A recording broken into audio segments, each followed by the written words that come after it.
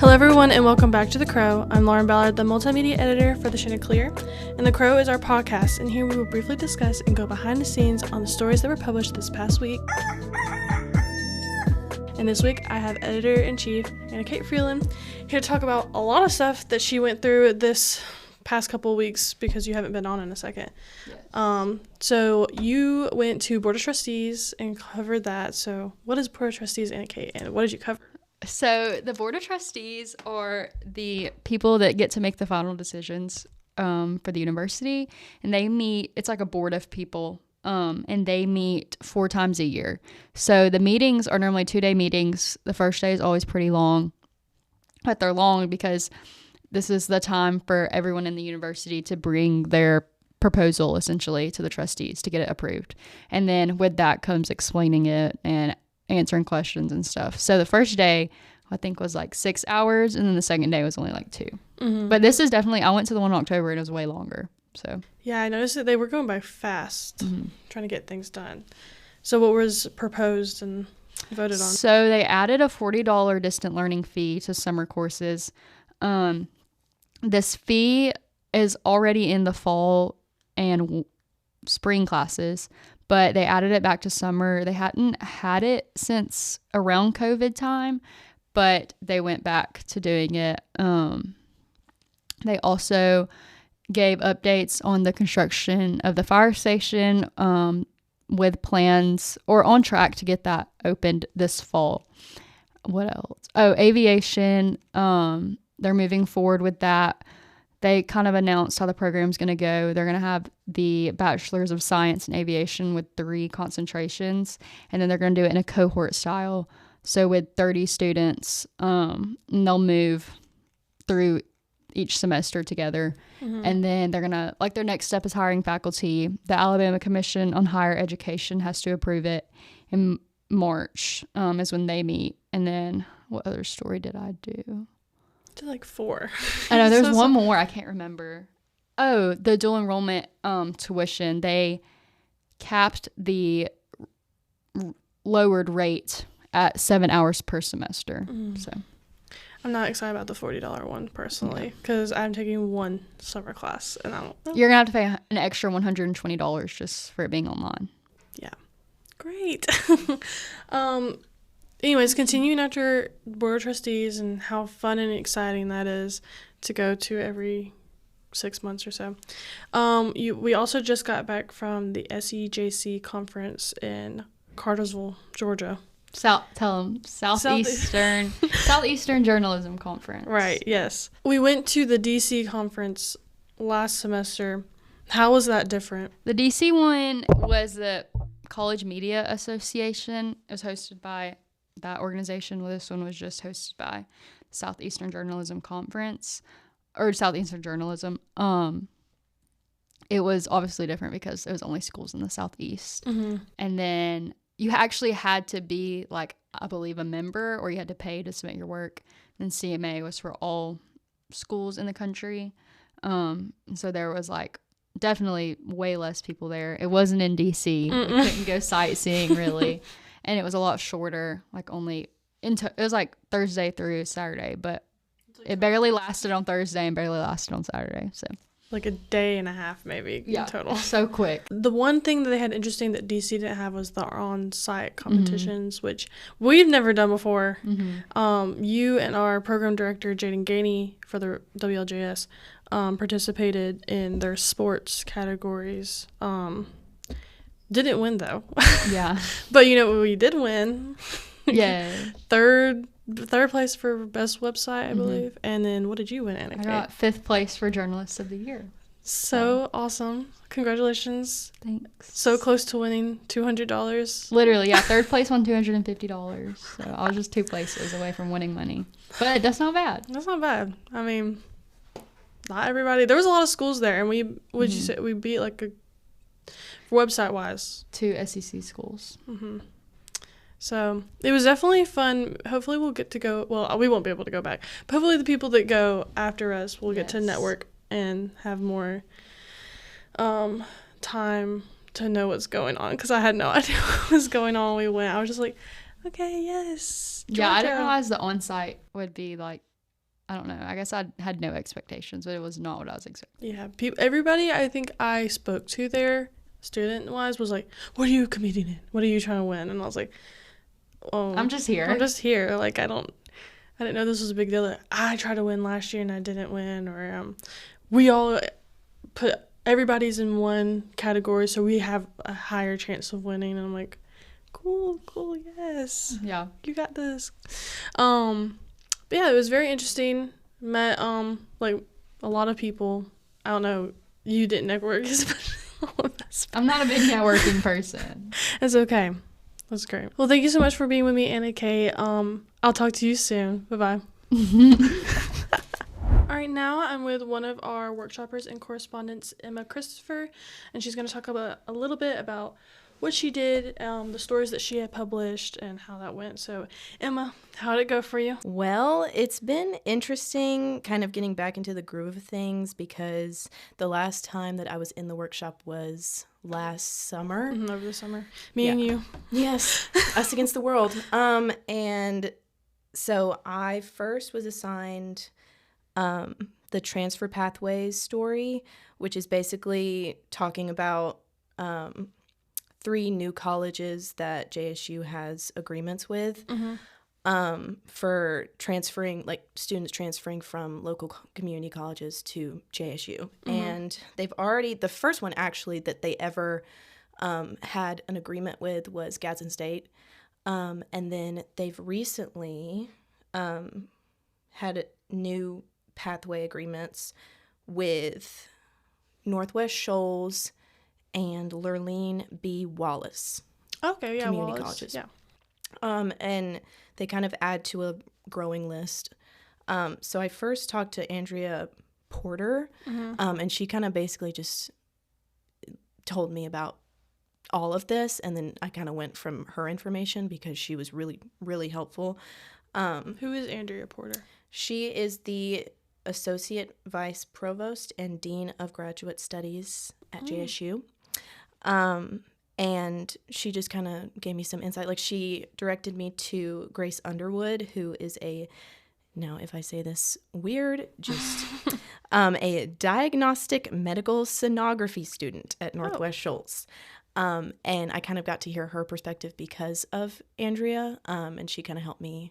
She steered me in that direction. And I also talked to Jessica Wiggins about the pathways, and it's been interesting getting back into the groove of things altogether. Because I, as someone who always writes, like, I'm really good at writing essays, but I, like, when Cunningham was first talking about AP style, I was like, APA? Yeah, that's... He was like, yeah, actually, no, that's not what this is. Yeah, I did the same thing. Yes, and it's like, it's not, I mean, it's kind of like riding a bike, riding an AP style, but, like, you kind of fall off a lot, you got to get back on the bike, you know? So it's been a challenge to reacclimate to that kind of story writing. But thankfully this was not one of my, like, this wasn't the first story that I was writing this semester. So, but then AnnaKate assigned, or no, not AnnaKate, Riley, assigned me to cover the new, or first formal SGA meeting that was being held last week. Did you know about SGA before you wrote this? I did, but I didn't really understand, like, I had never written an SGA, a story about SGA, and I didn't really know how their meetings were held, like, at all. I just knew of SGA. I was like, oh yeah, you know, JSU SGA. But you kind of don't really, like, fully understand unless you go to a meeting and sit down and fully witness it. Honestly, it was a little bit of a challenge to fully, like, write it without Riley's help a little bit. She kind of, like, helped me dip my toe into the water a little bit. And then she was like, figure it out. Yeah, no, she went with me and she helped me because I had never written a story about SGA before. And they do this, like, a formal meeting. And it's in Robert's Rules of Order. And I had never witnessed anything with that before. Right. And it was, I just had to have my phone on record the entire time because there would be something that happened. I'd be like, what did they just, what's going on? And also on top of that, this meeting was about 2 bills that the student government was, addressing and trying to see if they were going to be rejected or passed. And one was to prohibit the use of AI in legislation made by the student government. Right. And the senators, like when they're writing bills, they were trying to, make sure that no one was just using AI for help. It was truly coming from like the senators and their own brains. And then another one was to get rid of Robert's Rules of Order within SGA, like JSU's SGA altogether, which apparently, according to a lot of the senators within the meeting, this is like a foundational rule of order. Like, what is Robert's Rule of Order? It's basically, in my story, it says it's a framework for how to run meetings, and that's essentially what it is. Like, it's parliamentary procedure. Just like they do everything a certain way, or okay. Like they have a gavel and they're like, okay, yes, Senator, blah blah blah, and everyone, so they want to get away with that. They're like, no more senator, no more of that. Like it takes too much time. This bill was basically saying that it was tedious and that they wanted to create their own framework for how to run meetings that was less, grueling. Grueling. And they did not, no one was really, it was almost a unanimous vote no for this one. And then for the generative AI one, it was kind of more debate heavy because some people were like, well, I have this disability and AI helps me in this way.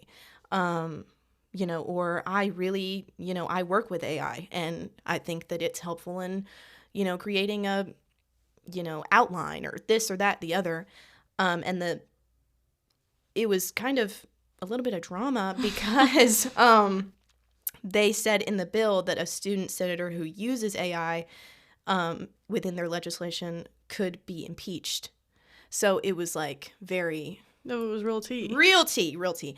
And it eventually, like, mostly everyone said no to that one also. Yeah. And I heard from Riley that it was a pretty eventful meeting. And that normally they aren't that, like, debate heavy and eventful. So it was even more overwhelming because I was like, first off, I don't know what I'm doing. And second off, why is everyone arguing? Like, but it was very interesting actually. Cause I learned a lot about like, and like as a journalist, it's really interesting to like genuinely learn something from a story. And I first learned what Robert's Rules of Order is.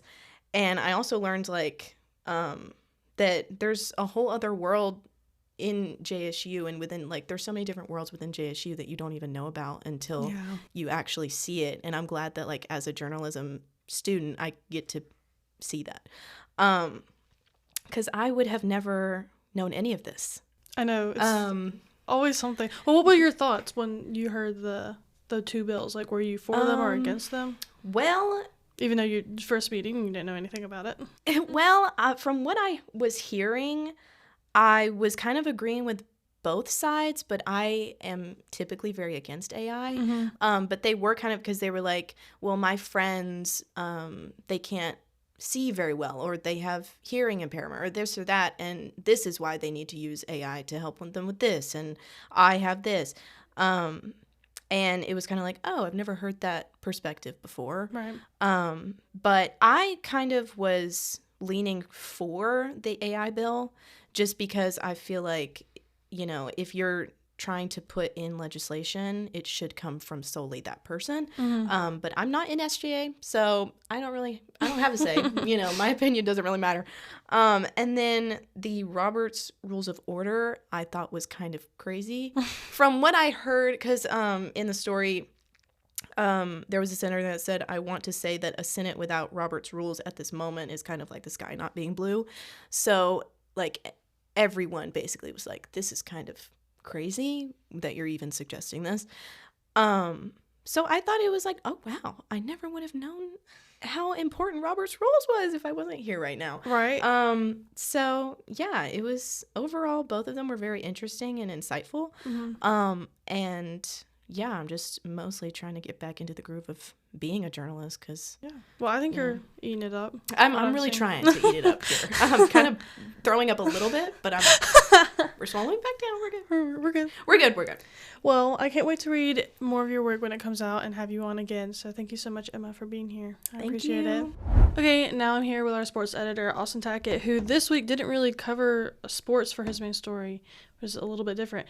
He covered our big ICE protest that happened here at the TMB by organized by our Young Democratic Socialist group and the 5051 organization. So Austin, tell us about it. How'd it go? I mean, just touching a little bit more about what you said, it was hosted by 5051 and YDSA. YDSA, like you mentioned, the Young Democratic Socialists of America, is just the Jack State chapter of it. I was able to talk to both the leader or the chapter organizer of 5051 and the president of YDSA. Talk to them about a little bit about what they're protesting, why it feels important to them. And I wanted to touch on a little bit more about what the effects of ICE on not only them, of course, some of them being, just regular white folk, being the ones that aren't being oppressed, right? Mm-hmm. If it's affecting the people around them, how is it affecting them personally? Try to ask questions that get not necessarily an emotional response, but to understand what they're protesting and why they're protesting it. And just understanding really the whole basis of it. But a good amount of people showed up. It was roughly, I did a head count when it started. It started around 60 to 75 people, and then I did the head count 30 minutes later. It was roughly 100 people. And then by the time the protest was getting ready to end at 3 o'clock, there was roughly, I guess it peaked around 200 people, maybe 175. That's just an estimation of the people that showed up to either protest or counter-protest. There was one counter-protester present. I got to interview him as well. It was definitely intriguing to see a different point of view from the hundreds of people down the street that is basically not exactly saying the same thing, but telling you the same reason they're protesting, the same reason why they feel about it. Mm-hmm. So I think as much as people don't want to see that side included in a story about what was being protested, I thought from my standpoint as a journalist, it would be unfair for me to not have included that and to talk to him. Mm-hmm. So I wanted to be able to talk to a little bit of everybody. There were obviously counter-protesters that I couldn't talk to that were just riding by and blaring their horns, like I mentioned in the story. But I think the biggest thing for me was interviewing, just the regular students that were there, the people that were there to support what was being protested. Obviously, the organizers, the 5051s and the YDSAs, they're going to have a lot of stuff to say because they're very passionate about it. Mm-hmm. But I wanted to hear the passion from the students, and I really got that from a particular interview with a freshman accounting student. Mm-hmm.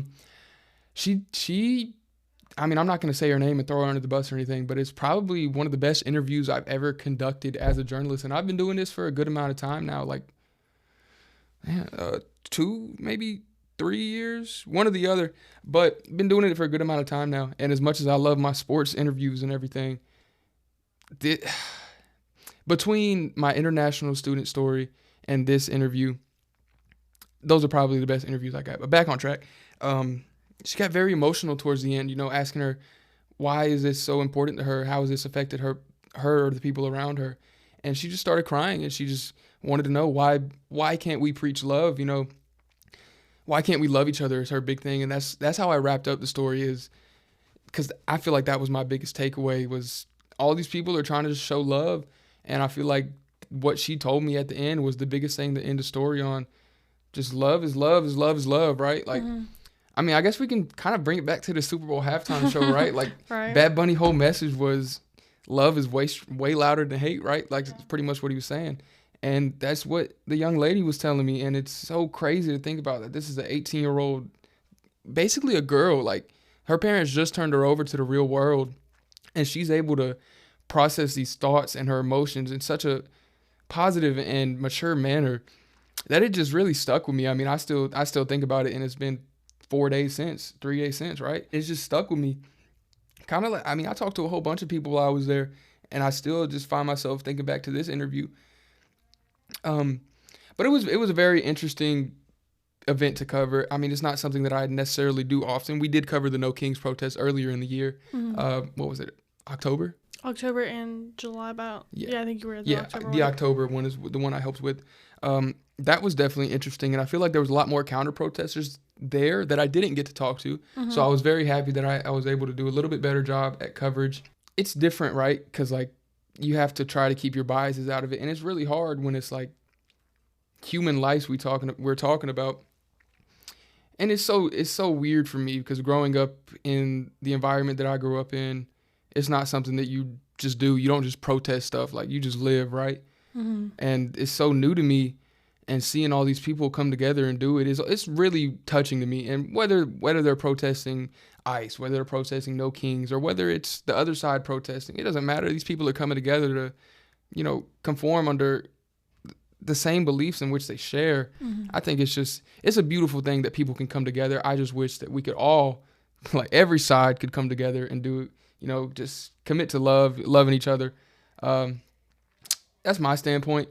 I'm not really like gonna talk about how I feel about the whole protest in general or anything.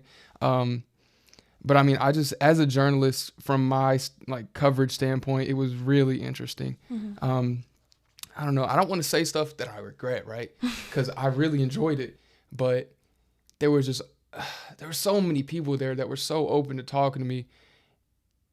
And I think another thing about it it's sticking with me so much. It's so many people that you wouldn't imagine yourself talking to, right? Like some people have egos, some people this, that, and the third, right? But when you come together like that, it's all pushed to the side and you're just talking to each other as if you've known this person your whole life.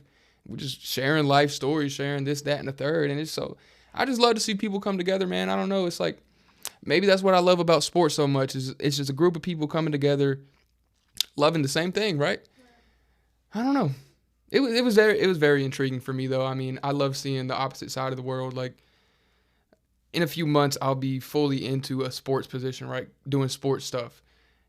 Most likely I won't be able to, backtrack and cover stuff like this. So I'm really appreciative that I get to do it here at the Chanticleer and at Jacksonville State. And I just appreciate the all the differentiating opinions that we have here on campus and how open the campus is. UPD was there to make sure it was a safe protest. Jacksonville Police was there to make sure it was a safe protest. I didn't get any comment from like the university themselves, but obviously being that UPD was there, I feel like they knew this was occurring and they knew it was going to be a safe and sound protest. They wouldn't let this occur on campus if they didn't think it was going to be safe. So that was another thing that I wanted to put in my story and make sure that the people know campus knew this was happening. Campus police especially knew this was happening, and they had people on scene ready for anything to occur. One of the funny things that I think happened at the protest actually was one of the counter protesters came by and was like revving his engine, honking his horn. Ended up speeding through the 25-mile-an-hour zone, and one of the UPD officers that was on scene flicked his lights and pulled out and went and pulled him over. By the time he got down the street, couldn't see anymore, but I thought that was amusing, just from a standpoint like, wow, what an idiot. But it'd been so funny if you included that in the story. Yeah, I feel like I could have included a lot. Like there were a lot of chants that I didn't include. A lot of people were cussing in their interviews, so I obviously cut that out. The emotions were flying high, let's just say. So I think from my perspective of writing the story, I think I did a decent job. I do think I could have did a little bit better and included more. I think it was good. There's so much you have to do to to be inclusive to everybody and remain unbiased. So that's just what I was trying to do, is keep any bias that I could have put in the story out of it, which many thanks to AnnaKate and of course Mr. Cunningham. They taught me that from the get-go. Like, you gotta keep it out of it. Prior to covering the No Kings protest, AnnaKate gave me a little rundown about what this should look like, this, that, and the third. And I think I really carried that into this protest, especially covering it alone. It was very scary, not something that I've done before. Luckily, we did have Armani there who was taking pictures, so I had somebody I can kind of like fall back on, like, hey, if I'm nervous, I can go talk to him. And there was just a bunch of people there. I mean, a bunch of our correspondents here at the Chanticleer, Nisha, Caleb, they all showed up, and it was just good seeing familiar faces that calmed me down a little bit and opened me up to going to get those interviews, just asking people like, hey, do you want to talk to me? Yeah. And I think it was just that was my thing, is getting over that hump of asking people like, you trying to talk? And they do. They want to talk. They want to get their voices out there. And that's the whole point of something like this, is to get your voice heard. And that's my job, is to make people's voices heard. So I'm not going to turn away any interviews. I'm not going to like not interview somebody. And overall about this protest, I just can't say that it wasn't a bad experience. I had a great time. Covering it was really fun. I did have a hard time writing the story and getting it like together. But we have a beautiful staff here at the Chanticleer, and we were able to get that done together. So I'm incredibly proud of us. I'm incredibly proud of myself to get that done, because it was very scary beforehand. I remember when AnnaKate asked me to cover it, I was like, no, I don't want to do this. I was like, please go have somebody else put in this stain. But I was like, you know what? You can do this, Austin. Let's go do it. And I did, and it turned out pretty fun, and I enjoyed it. So I'm glad I did that. Yeah, and that's what I was going to say, was that you did. We were all in Georgia, and we're like, Austin, you got to carry the team. You got to do this. And you did. You ate down. I'm not going to lie. Hey, man. I was shocked. I read that story, and I was like, this is crazy. This is some of the best work you've ever done, I think. Hey, somebody said that on Facebook, too. But while y'all were gone, I mean, I was able to do a good bit. I mean, obviously covering the process was one thing, but keeping the sports section jumping, too, is another thing for me, right? I will say, I noticed all the sports stuff that was going on there. I posted like 4 or 5 sports stories over the weekend, too. While I might not have wrote all of them, I edited them and published them. So, while I'm also covering the protests and doing that, I'm still doing my sports job that I get paid for. So, yeah. Well, thank you. You're a very valuable member of this team. I'm having fun. Hey, you're the real MVP. I'm having fun. That's all I can do. Well, thank you so much, Austin. Can't wait to hear more from you in the future. Thank you, Lauren. Bye. All right, now I'm here with another of our correspondents, workshoppers, Matthew Parker, who wrote a couple of stories over, I guess, this past week. So, Matthew, why don't you tell me about them? Well, what did you write about? My name is Matthew Parker. I wrote on, I did a preseason kind of like recap of what the 2026 Jack State baseball team is going to look like, and I also wrote recently this past Saturday about the Kennesaw State basketball game for the men's team. It was a pretty cool experience. It was my first in-game story that I was able to write this semester, because I've been so busy with this semester, and so that was a pretty cool experience. And then also being able to talk about the baseball team that had the third best turnaround in NCAA last season, so that was pretty cool to write about. So what can we look forward to with this new baseball season? So this new baseball team, they're coming off of a 37-25 record. They finished runner-up to, I believe, Western Kentucky in the Conference USA tournament. They got pretty much a whole new face of guys. They have led by 17 seniors and 13 juniors, so a very top-ended baseball team. They also got a new pitching coach in Coach Kramer. He came from Campbell University. The old pitching coach, Anthony Silkwood, he took a spot in the Kansas City Royals organization as a pitching coach. And this team, I'm really excited to what they look forward to, and they'll open up against Cincinnati this Friday. Oh, wow. Like here or? Yes, they'll be here at Jim K Stadium. Okay, cool. And then you said you covered the Kennesaw State game.